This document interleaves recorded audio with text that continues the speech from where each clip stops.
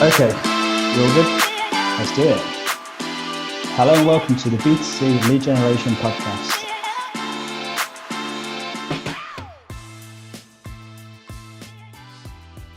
Welcome back to the B2C Lead Gen Podcast. My name is Daniel Hopewell, here with Simon Delaney, and this is episode 43.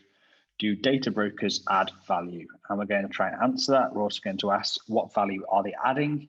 And if they aren't adding value, why are they needed? I think it sounds pretty loaded, but we're going to try and be objective about this. And also, we're going to examine how data brokers can make themselves invaluable too. So, we're going to look at things from all sides. Simon, back from the dead, back from isolation, back from COVID, and back in the office with cameras on you. How are you feeling? A little bit peaky still. It's the first day outside in the real world for nearly 2 weeks. But yeah, I'm sure it could be a lot worse. Yeah. Good. Well, we'll dive in, and I'm going to ask you the main question. We'll just get stuck straight in. Do data brokers add value?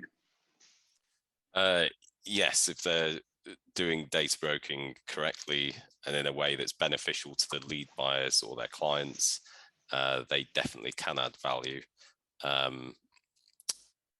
The key, and we can come back to this at the end, is that the data broker is working to the benefit of the lead buyer, not to the benefit of themselves. And that's the key aspect that you, as a lead buyer, need to look at when you're working with data brokers. Okay, so just to press you a little bit more on that, they can add value as long as they're doing it right, essentially. But what does that look like? What is, how as a lead buyer would I identify a good data broker? What do I look out for to know that they're doing things well? I think the key thing is transparency. So the data broker needs to be open, honest, and transparent about the value that they're actually giving the lead buyer. And this is how they can ascertain whether they are or not. So the typical ways that a data broker would add value would be knowledge of sources that leads or data comes from. They can act as a sort of front-loaded DPO, data protection officer, to make sure that the privacy policies, opt-in terms, absolutely everything else is correct, and the lead buyer is safe in the knowledge that someone else is looking after that. And the processes that they put the data through is also an added value if the lead buyer doesn't have that capability. So if a data broker is doing these things and can be upfront and honest about it and demonstrate how they add value, then the lead buyer could obviously see that. Where they can't, and there's no opaqueness, or it's not immediately obvious, the likelihood is they're not really adding much value. So I just want to come back to something you said there, where the value they're adding depends on whether they're almost working to help the lead buyer or to help themselves. Now I'm going to ask a naive question, maybe some daft, but why would a broker put the lead buyer before themselves? Is that mutually beneficial if they do that, or does that work? Or why would they ever put the lead buyer before themselves? I guess the question I'm asking. Effectively, if you're a data broker, you're an extension of the lead buyer's team, right? Like, that's the way it should 100% be seen. So you shouldn't really be working to anything other than stuff that's going to help the lead buyer. Because it's very easy if you're a data broker to, I don't know, and this happens all the time, bear in mind.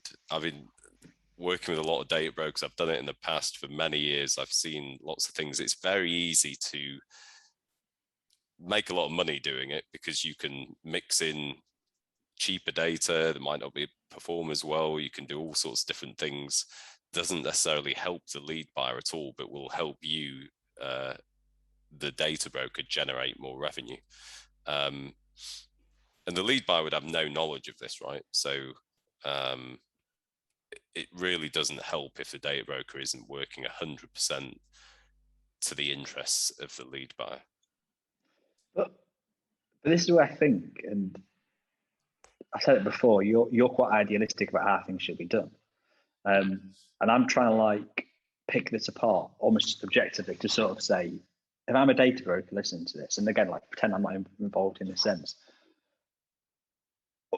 ultimately their goal probably is going to be making money from their business, right? They're not going to be thinking, I want to help the lead buyer unless it helps them in the long run. They're not doing it, I imagine a lot of people to be idealistic about it, not doing it to sort of change how stuff's done. They're doing it to be successful.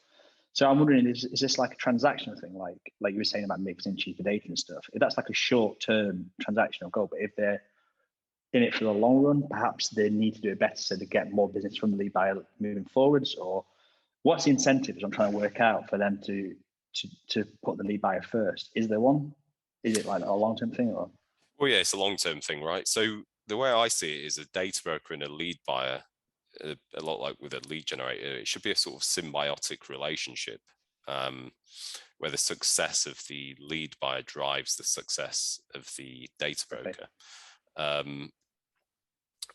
Part of the reason why you can also easily pull the wool over people's eyes on a long-term position, because I think we've covered this on a podcast before when we talked about the conversion rates of data, and that you can actually adulterate 10% of the data that you could potentially sell. So let's imagine it was £1 a record and you sent 10,000, you could make 10 grand like out of thin air because of the conversion rate difference based on like tens of thousands or hundreds of thousands of individual leads. It doesn't do anything. So being a data broker is quite a sort of luxurious position, right? Because you don't have any risks at the front end to generate the leads. So when you speak to like the big lead generators or any lead generators out there, these guys are putting like huge amounts of money on the line. They've got like massive expertise in terms of driving traffic.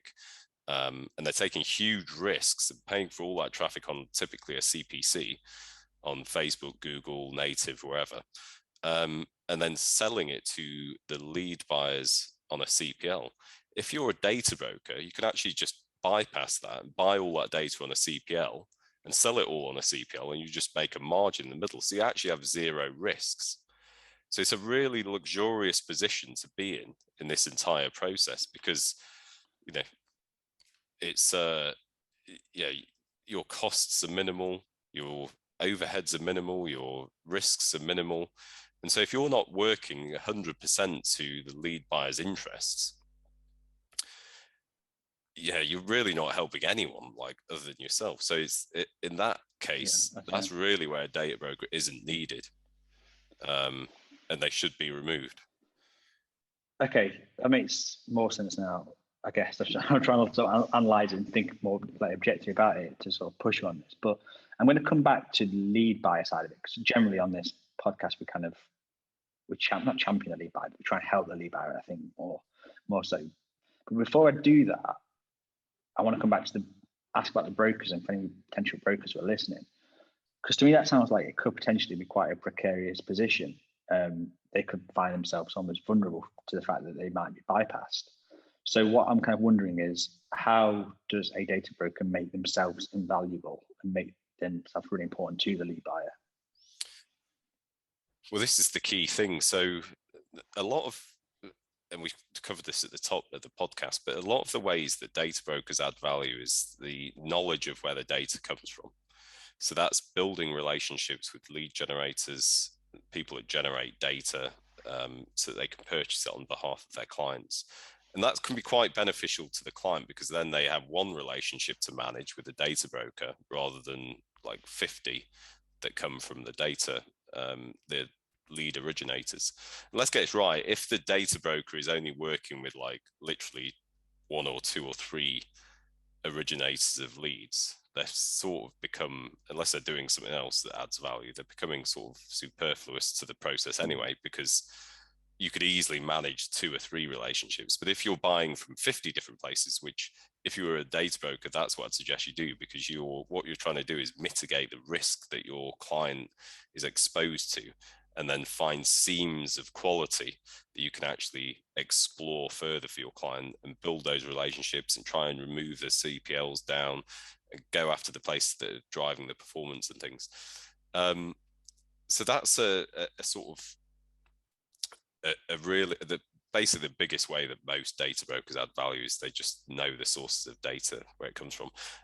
But they will then also tell their clients where that data comes from. They'll have like zero issue just being open book and saying comes from here, here, here, here, and here, because they've got a strong relationship in place. The lead buyer understands this is the value that they're driving, and they'll probably have some sort of contractual thing in place that restricts them from being from the lead buyer going direct.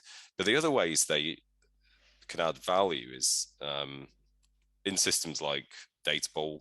So without trying to sell it, but we're sort of geared to having a lot of leads incoming into a system, cleansing the life out of it, and doing all the stuff that you need to do, like removing current customers and deduping and adding suppression files and condition sets and everything, then outputting leads that should be able to come sales, right? So if you're the data broker sat in the middle with a system like that the client doesn't necessarily have, so let's imagine they've just got like a dialer or a database or a email sending platform, whatever it is, that actually adds a massive amount of value, because now they've really removed the risk of these leads being bad or potentially like really low conversions, and they've looked after that entire process for the lead buyer. So that adds a massive value as well, just running it through a system that the lead buyer, well, they almost certainly won't have a system like that, because they'd probably be doing the lead buying themselves if they did.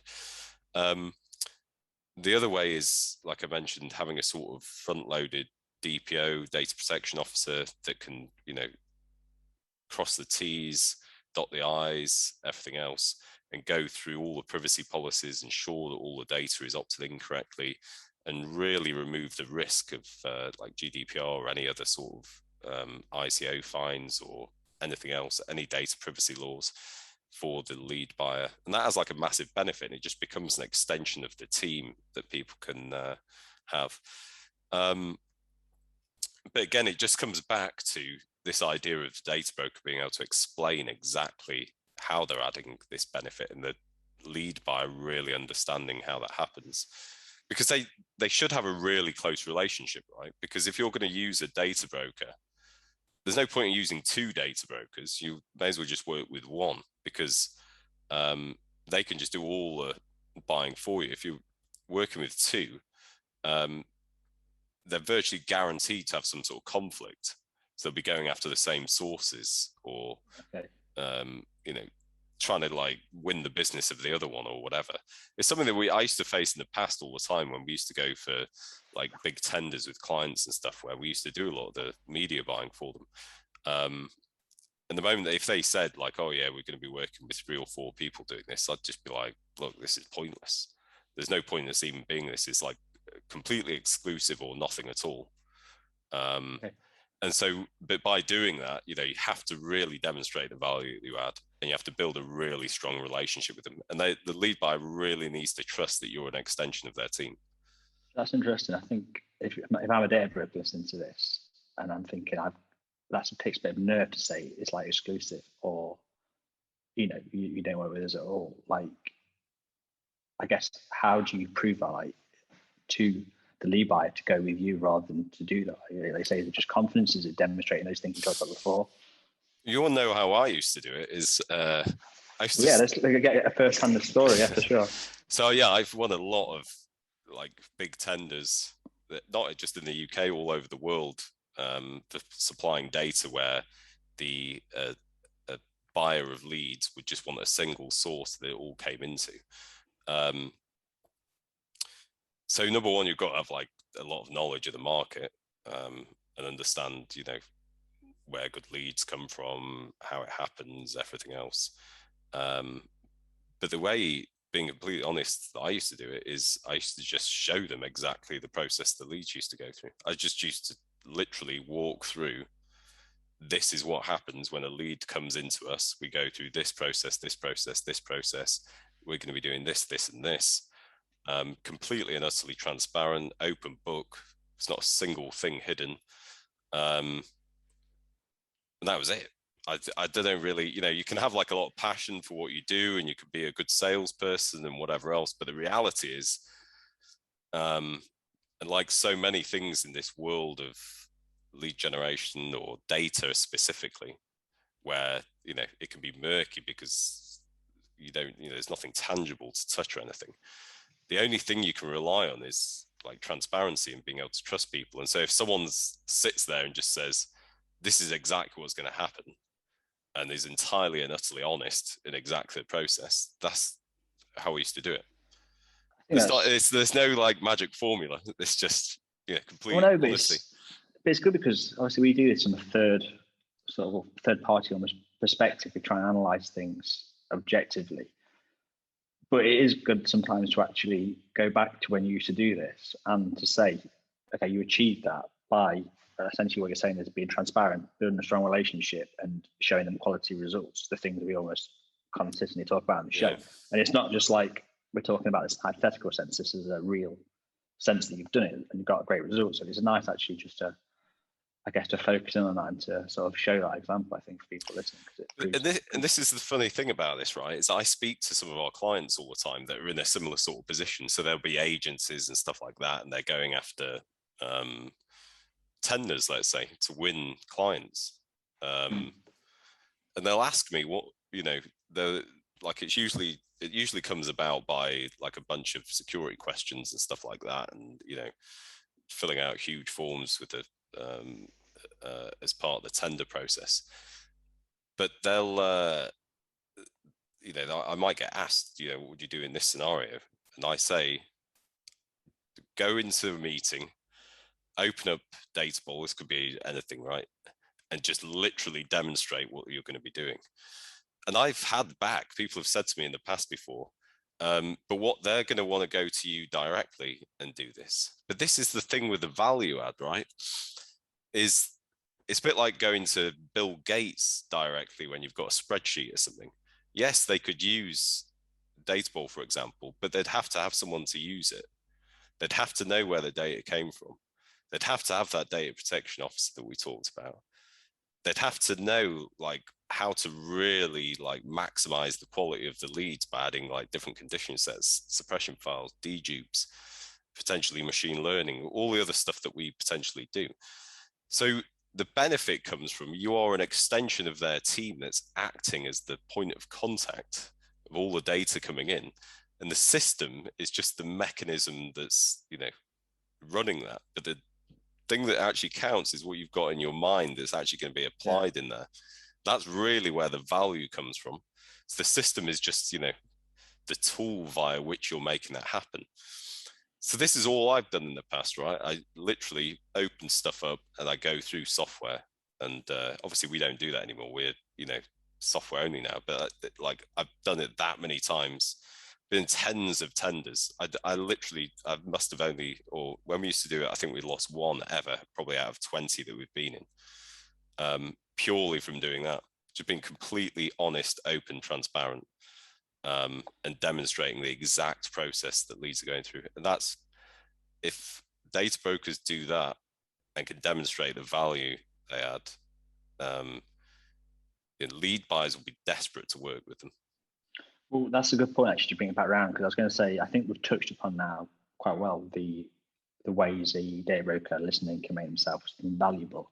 But to flip that back around to think about it from the lead buyer perspective, what's the kind of the message to them here? Is it just to analyze whether or not that data broker is doing that, or whether they're doing other stuff that they shouldn't be doing, or is it just to kind of examine exactly the value they're adding and almost get them to justify it? Yeah, I think for lead buyers, the thing with a data broker is they just need a really strong relationship. They have to trust them implicitly and completely.